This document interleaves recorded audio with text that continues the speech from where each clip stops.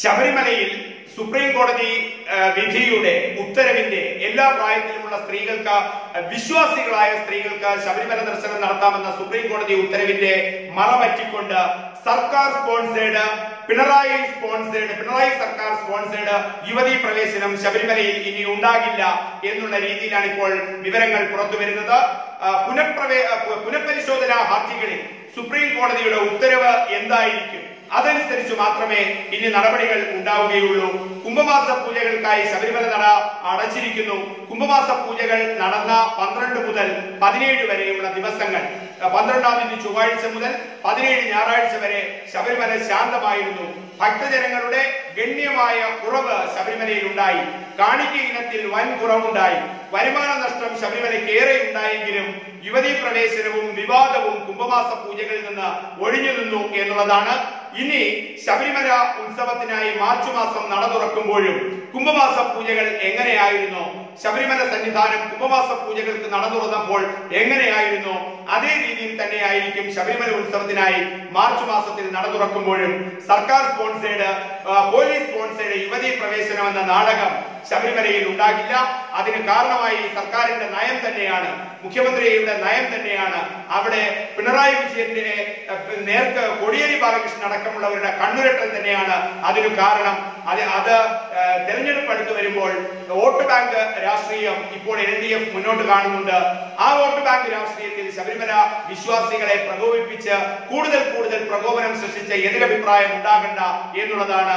അങ്ങനെ ഒരു തീരുമാനം വരുമ്പോൾ കുംഭമാസ പൂജകൾക്ക് നട തുറന്നപ്പോൾ സർക്കാർ സ്പോൺസേഡ്, പോലീസ് സ്പോൺസേഡ് യുവതീ പ്രവേശനം ഉണ്ടാകാത്തതുപോലെ ശബരിമല ഉത്സവത്തിനായി മാർച്ചിൽ നട തുറക്കുമ്പോഴും സർക്കാർ സ്പോൺസേഡ്, പോലീസ് സ്പോൺസേഡ് യുവതീ പ്രവേശനം ശബരിമലയിൽ ഉണ്ടാകില്ല.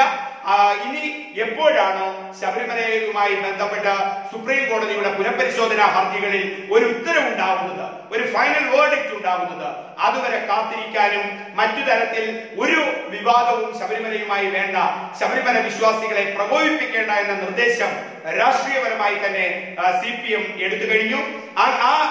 ആ രീതിയിൽ CPM രാഷ്ട്രീയ തീരുമാനം വരുമ്പോൾ ആ തീരുമാനത്തോട് ചേർന്ന് നിൽക്കുകയാണ് സർക്കാർ, പ്രത്യേകിച്ച് മുഖ്യമന്ത്രിയുടെ ഓഫീസ്.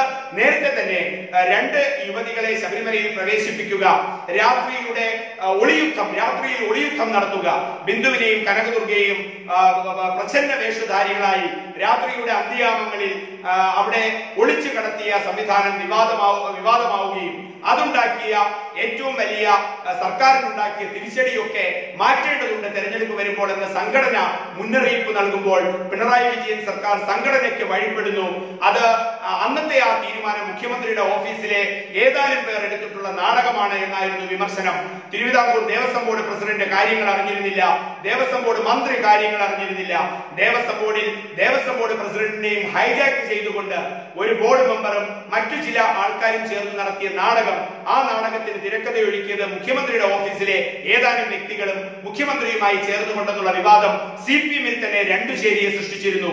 അത്തരം സാഹചര്യങ്ങളൊക്കെ വരുന്നതുകൊണ്ട് CPM-ന്റെ രാഷ്ട്രീയ തീരുമാനം അസന്നിഗ്ധമായി വരുന്നു. ശബരിമല വിവാദമാക്കേണ്ടതില്ല. ശബരിമലയിൽ ഇനി സുപ്രീം കോടതിയുടെ പുനഃപരിശോധനാ ഹർജികളിലുള്ള തീരുമാനം വന്നതിനു ശേഷം മാത്രം മതി മറ്റൊരു അഭിപ്രായ പ്രകടനം.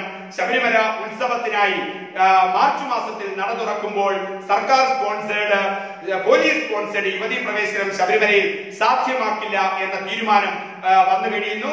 സുപ്രീം കോടതിയുടെ ഉത്തരവ് ഏതു തരത്തിലാണ്, പുനഃപരിശോധനാ ഹർജികളിൽ ഏതു തരത്തിലാണ് സുപ്രീം കോടതിയുടെ നിലപാട്, അതനുസരിച്ചായിരിക്കും ഇനി തീരുമാനങ്ങൾ വരിക.